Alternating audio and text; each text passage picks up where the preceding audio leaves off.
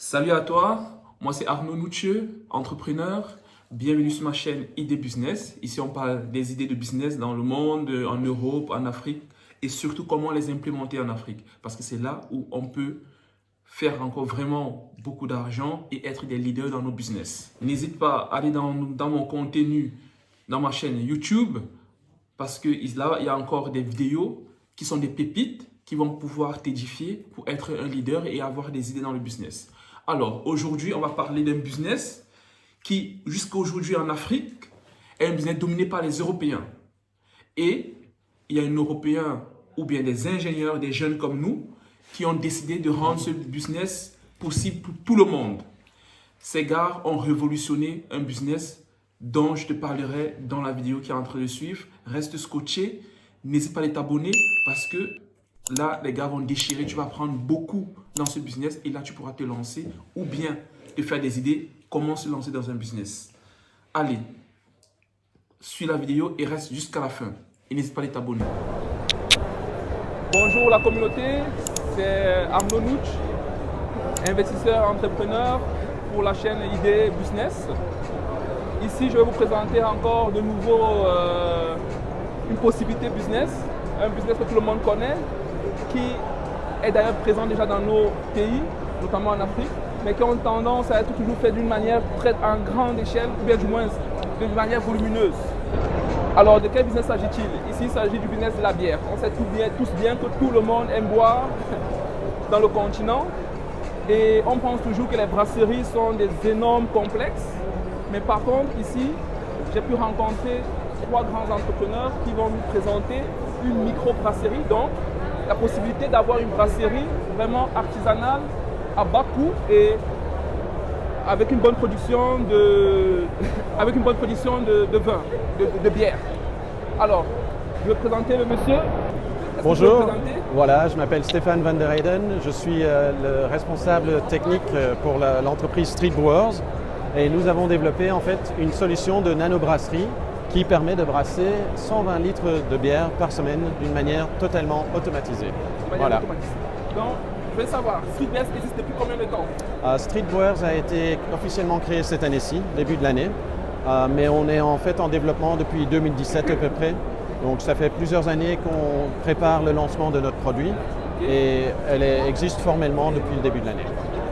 Alors vous avez vu, il n'y a que nous qui ne voulons pas bouger. Donc voilà notre cher collègue qui a préparé son projet, ils ont préparé leur projet depuis 2017 et nous sommes en 2024, donc 7 ans après, ils ont pu mettre sur pied leur projet. Donc comme quoi, pour faire les choses, il faut aller tout doucement. Alors, ici il parle d'une micro-brasserie. Je vais demander qu'il nous explique un peu qu'est-ce qu'une microbrasserie en fait. Voilà, donc en fait, le terme microbrasserie, c'est déjà trop grand. Ceci est vraiment un nanobrasserie, c'est encore plus petit qu'un microbrasserie. Et en fait, mais c'est construit comme une brasserie traditionnelle avec les grands éléments. Donc ici, vous avez devant vous, c'est l'entièreté de la brasserie. Alors c'est une brasserie qui comporte un élément de préparation d'eau, un élément une cuve d'empattage, une cuve d'ébullition et là derrière vous, vous voyez un fermenteur de 120 litres. Donc le système est fourni avec 2 fermenteurs qui permet de brasser donc 120 litres par semaine. Pourquoi 2 fermenteurs? Parce que le fermenteur, une bière doit rester 2 semaines à peu près dans le fermenteur avant d'être consommée. Donc c'est pour ça qu'on a 2 et à moyen de remplir un fermenteur, laisser la bière se fermenter. Et puis on utilise le deuxième fermenteur pour servir directement la bière. Oui. Alors on peut produire quel type de bière avec cette nano-brasserie? Alors donc la solution est très flexible étant donné qu'on a un système ici dans le module de préparation d'eau. On peut régler la dureté de l'eau en fonction de la recette que vous voulez brasser. Donc on peut l'installer où on veut et on peut adapter l'eau à la recette à brasser. Donc, vous êtes libre de choisir la recette que vous voulez. Ici, dans la cuve d'empattage, on utilise en fait un sachet à filtre dans lequel un sachet à filtre, oui, c'est un grand sac à filtre dans lequel on peut mettre le grain qu'on veut. Et en fonction du grain, un grain brun, il y a différents types de grains qui vont donner un autre goût à la bière. Ok. Ça aussi, bon, nous-mêmes, nous ne sommes pas brasseurs, donc on laisse la spécialité de développer les recettes aux brasseurs, mais on leur offre une machine qui leur permet d'automatiser là.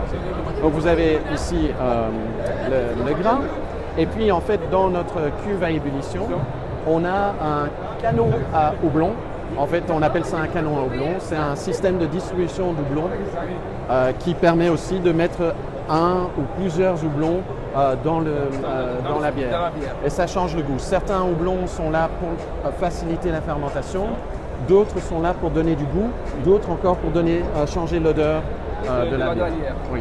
Donc voilà, on peut en faire un mix et tout ça c'est à nouveau enregistré dans la recette et peut être reproduit automatiquement à chaque fois. Une fois que tout ça c'est fini, tout est poussé dans le fermenteur où la bière en fait va pouvoir se développer.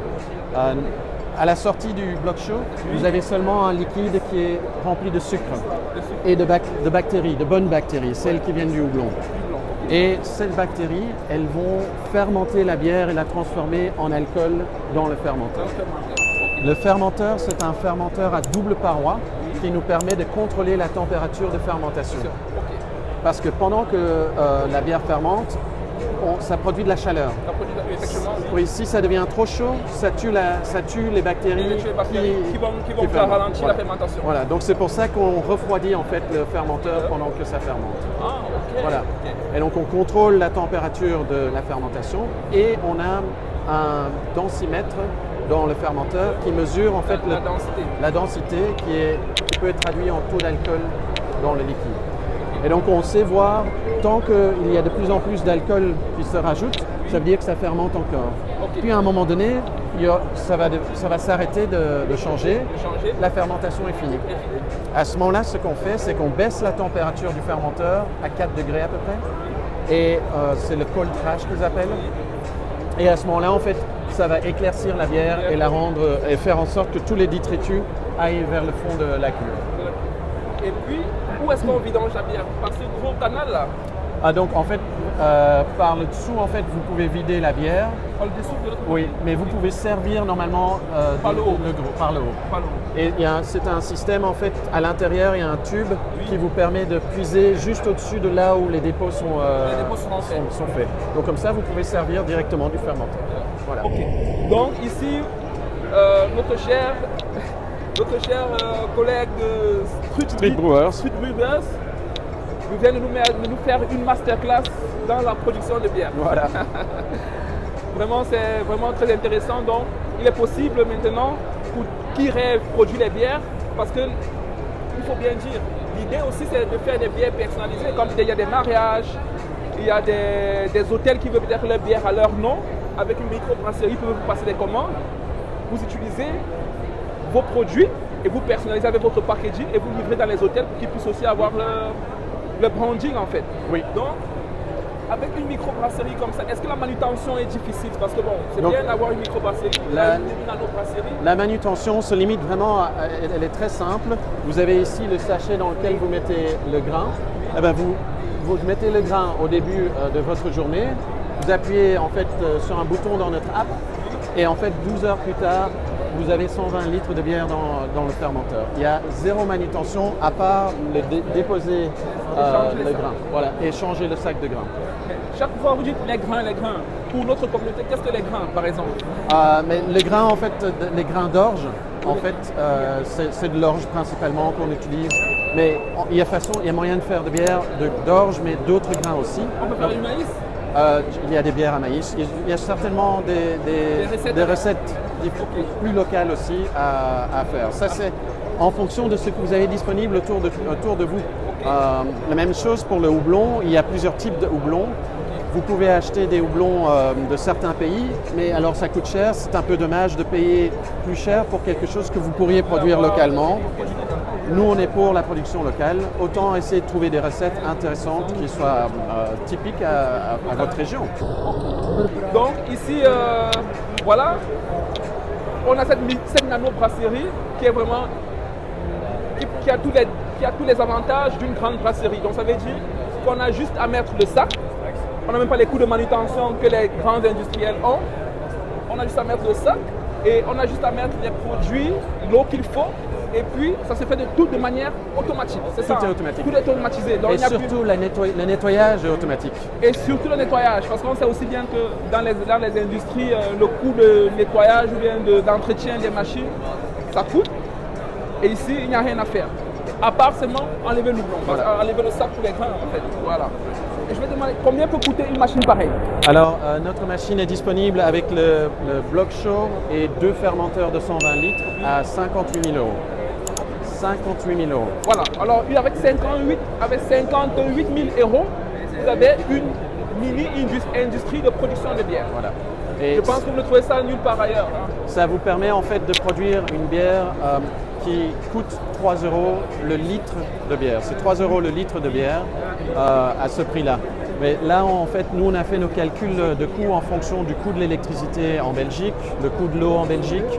Je ne sais pas si ces coûts peuvent varier ailleurs, mais le principal, tout ça, ça comprend le coût de l'eau, le coût de l'énergie, le coût de la machine amortie sur 10 ans, les taxes, parce qu'en Belgique, on paye des axes sur la production d'alcool. Et voilà, tout ça, c'est compris dans le Donc, avec taxes compris, avec les taxes comprises, avec les coûts d'électricité, les coûts de l'énergie en général, les coûts de la matière première, le litre revient à 3 euros. 3 euros, avec quelle marge bénéficiaire? Ou bien c'est 3 C'est euros le brut? coût, c'est votre coût. C'est le coût avec la marge bénéficiaire? Non, vous vendez au prix que vous voulez au-dessus de ça. Ah, ok. Donc, le coût de production est de 3 euros pour la Oui, bière. voilà. Avec les coûts de la Belgique, il faut bien préciser. Hein. Ce sont les coûts de la Belgique. Je pense qu'on a l'eau coûte un peu encore plus moins cher dans nos pays africains, l'électricité est encore plus moins chère. Et aujourd'hui, avec le soleil qu'il y a, il y a capacité de faire de l'énergie solaire pour pouvoir faire fonctionner aussi la machine.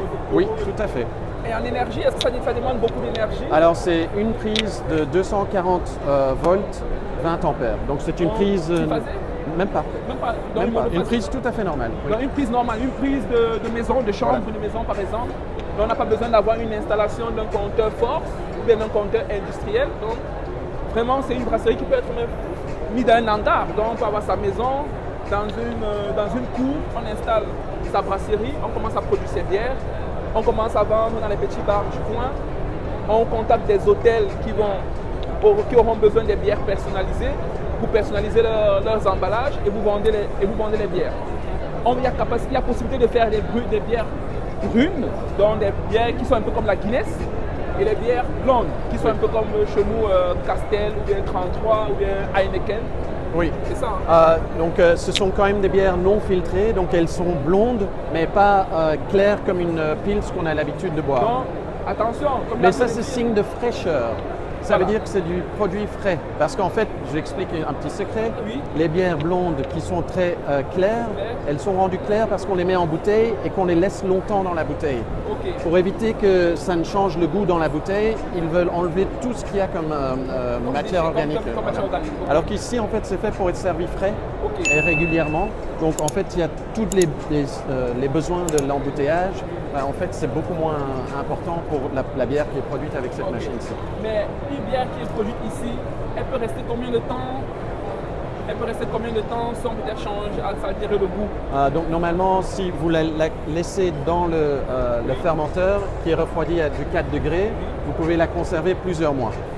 Vraiment, une bière, en fait, elle vieillit simplement en fonction de la température. Si vous la laissez dans la chaleur, alors elle va diminuer de qualité, détériorer plus rapidement. Voilà. Mais ici, en fait, si ça reste dans le fermenteur, normalement, vous pouvez la conserver plusieurs mois.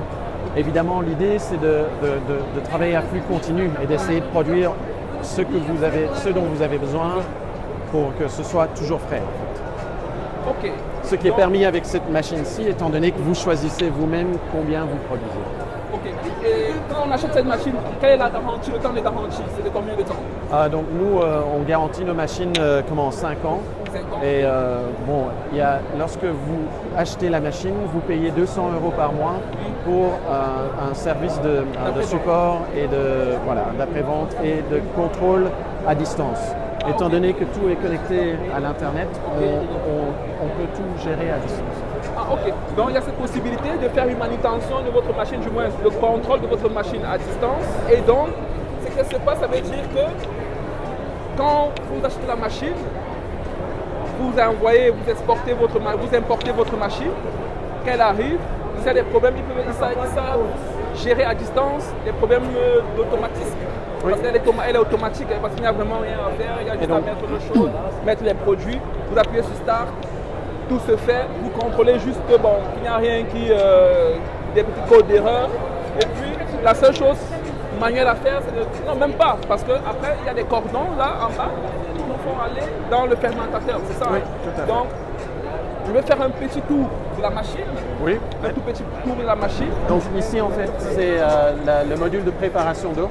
On a enlevé en fait la cuve de préparation d'eau parce que pour l'exposition.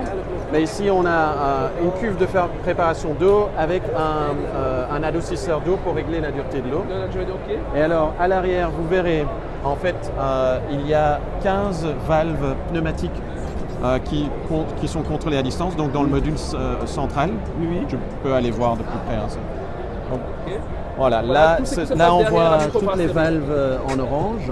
Et un peu plus loin, si vous voyez, le dernier module, c'est la cuve d'ébullition La cuve, ok. qui, elle, est plus basse. L'idée, c'est que l'eau va d'une cuve à l'autre par gravité. C'est pour ça que la cuve de préparation d'eau est plus haute que la cuve d'empâtage, qui est plus haute que la cuve d'ébullition. Ça va. Après, le tout est relié à notre fermenteur par ces câbles bleus. Et le fermenteur, c'est recueille le résultat de De la production. de la production. Quoi. Pour la fermenter. Tout à fait.